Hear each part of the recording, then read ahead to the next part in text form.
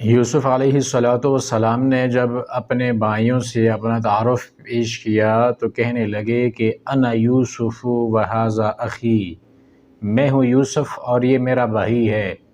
انہوں نے یہ نہیں کہا کہ میں عزیز مصر ہوں، بادشاہی میرے پاس ہے، آج کس منہ سے میرے در پہ آئے ہو غلہ لینے کے لیے۔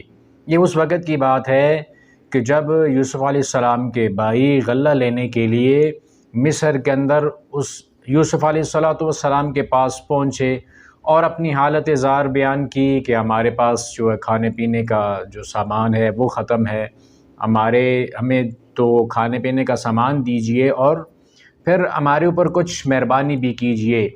تو یوسف علیہ السلام نے پوچھا کہ تم جانتے ہو کہ تم نے یوسف اور اس کے بھائی کے ساتھ کیا کیا؟ تو کہنے لگے کیا آپ یوسف ہیں؟ تو یوسف علیہ السلام نے کہا جی ہاں، میں ہوں یوسف اور یہ میرا بھائی ہے۔ تو جن لوگوں کے بڑے منصب ہوتے ہیں وہ لوگ کبھی یہ نہیں کہتے کہ بھائی یہ ہے میرا منصب، میں ایسا ہوں، میرے پاس یہ پاور ہے، بلکہ ان کے اندر عاجزی ہوا کرتی ہے۔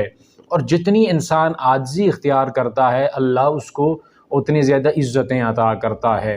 اور پھر جب انسان اتنے بڑے منصب کے اوپر ہوتے ہوئے بھی عاجزی کا راستہ اختیار کرے اور لوگوں کو معاف کر دے تو ایسا انسان بہت ہی زیادہ شرف، عزت اور مقام پا لیتا ہے۔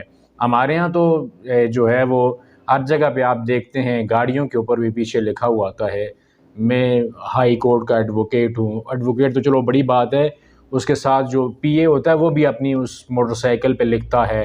اور پچھلے دنوں بھی اپنی ایک تصویر ہے جس میں لکھا ہوا تھا کہ ایس ایچ او کا مالی، یعنی ایس ایچ او کا جو مالی تھا اس نے نیچے پلیٹ لگائی ہوئی تھی گرین کلر کی اور اس کے اوپر لکھا ہوا تھا، یعنی جس انسان کا کسی بھی بڑے انسان کے ساتھ تعلق ہوتا ہے وہ ساتھ میں لکھتا ہے کہ بھائی میرا اس کے ساتھ تعلق ہے، اور ظاہر ہے وہ تو جو منصب والا ہوتا ہے وہ تو پھر لکھتا ہی لکھتا ہے۔ تو انسان جس قدر عاجزی اختیار کرے وہی اس کے حق کے اندر بہتر ہوتا ہے۔ ابھی یہ جو عہدے ہیں یا یہ جو مناصب ہیں یہ انسان کے ساتھ ہمیشہ نہیں رہتے، لیکن اس کا جو نام ہوتا ہے، انسان کی اصل پہچان اس کا نام ہوتا ہے اور اس کا کردار ہی اصل پہچان ہوتی ہے۔ جب انسان اپنے کردار کو، اپنے نام کو بنائے گا تو پھر لوگوں کے درمیان اس کا وہ نام اور وہ کردار باقی رہے گا۔ لیکن جب انسان اپنے مناصب کا ذکر کرے گا کہ میں اس منصب پہ ہوں، لیکن جب وہ منصب چھن جائے گا تو پھر کیا ہو جائے گا؟ پھر اس کا نام بالکل ختم ہو جائے گا۔